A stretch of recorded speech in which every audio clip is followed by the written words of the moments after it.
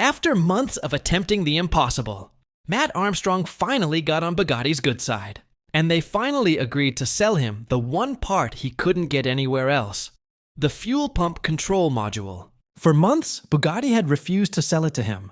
What's interesting is that Mat never explained what made Bugatti change their mind. Did he have a conversation with the Bugatti CEO? Did he finally reach the right person? Or did the company simply change its mind? He never said anything about it. Which leaves one big question.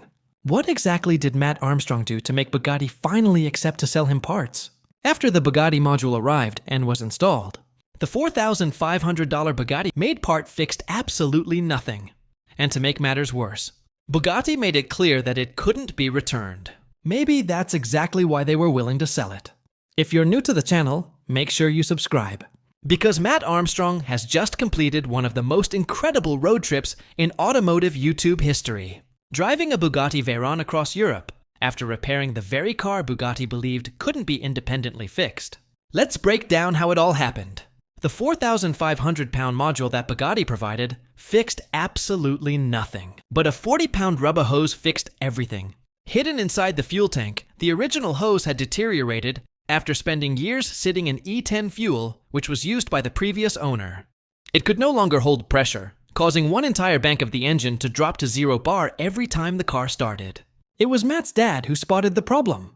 They sourced a replacement hose from a specialist supplier, cut it to size, installed it in a single afternoon. And suddenly the Veyron came back to life. The very car Bugatti insisted required specialist facilities was repaired with a simple rubber hose. If that problem had been found from the beginning, the entire repair and service would have cost less than £2,000. Now the Veyron was finally ready. The road trip could begin. Some of you may have heard about this trip, but not the full detail. Well, I'll break it down. The journey started in the UK, then into France, through to Switzerland, and finally to the city of supercars, Monaco. The W16 engine, with its 4 turbochargers, immediately reminded everyone that owning a Bugatti is never cheap. At a steady 70 miles per hour, it was averaging around 13 miles per gallon. Fuel stops came every couple of hours. £148 for the first fill, £97 for the next. The costs were climbing before they had even properly reached France. Mat joked that the trip would probably cost more than repairing the car. And honestly, he wasn't wrong. But the important part was this. The Veyron kept running flawlessly, every mile, every fuel stop, every border crossing. No problems. As they emerged into France, Mat looked across the road ahead and said, "The Bugatti is going home." Mat Armstrong eventually arrived in Molsheim, France, the home of Bugatti, the factory where every modern Bugatti is built, the place where FXLXG's Bugatti Veyron was assembled, and where Mat's own Veyron rolled off the production line nearly 20 years ago. Naturally, he expected something special, a museum, a visitor center, some kind of experience worthy of one of the world's most prestigious automotive brands. Instead, he found an almost empty parking lot, quiet buildings, very little activity, no welcoming entrance, nothing resembling the customer experience offered by Ferrari or Lamborghini. Mat looked around in disbelief. "I can't believe for such a prestigious brand. This is it." Then he turned to Liam and joked, "I think I found the reason they never answer the phone. Because nobody seemed to be there." There stood Mat Armstrong, outside Bugatti headquarters, next to the Veyron they refused to support, the same car they initially refused to sell parts for, looking across an almost deserted factory on a weekday afternoon. Mat summed it up perfectly and said, I can't believe for such a prestigious brand that this is it. That was... It almost looks like we've set this up, doesn't it? It's that bad, like... literally we just turned up. For a brand built on exclusivity, the silence was almost more surprising than the cars themselves. Well, the journey continued into Switzerland. The Alpine passes delivered breathtaking scenery. Exactly the kind of roads the Bugatti Veyron was built to conquer. Then, everything changed. The brake light switch beneath the dashboard had become stuck. Without a signal from that switch, the Veyron's safety system refused to engage any gear. Fortunately, passing motorists stopped to help, and even offered tools. Matt located the faulty switch, freed it, reconnected it, and moments later, the gearbox worked again.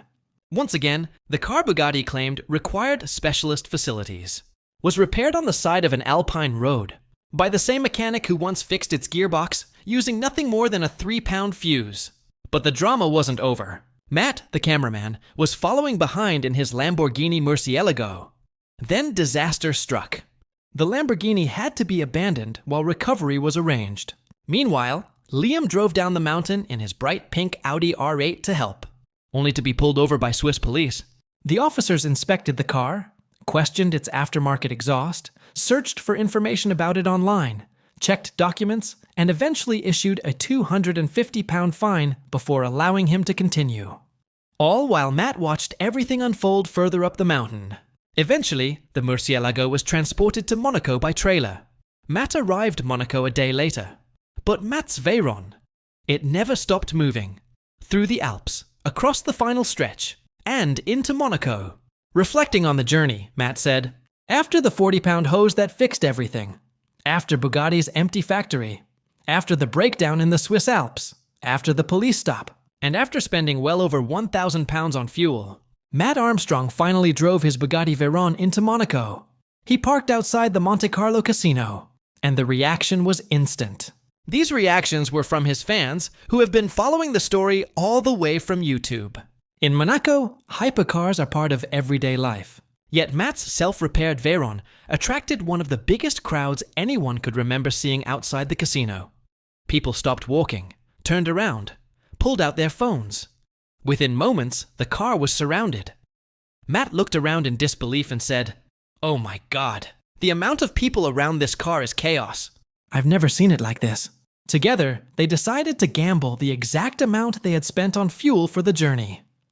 2,200 pounds, one spin, all on black.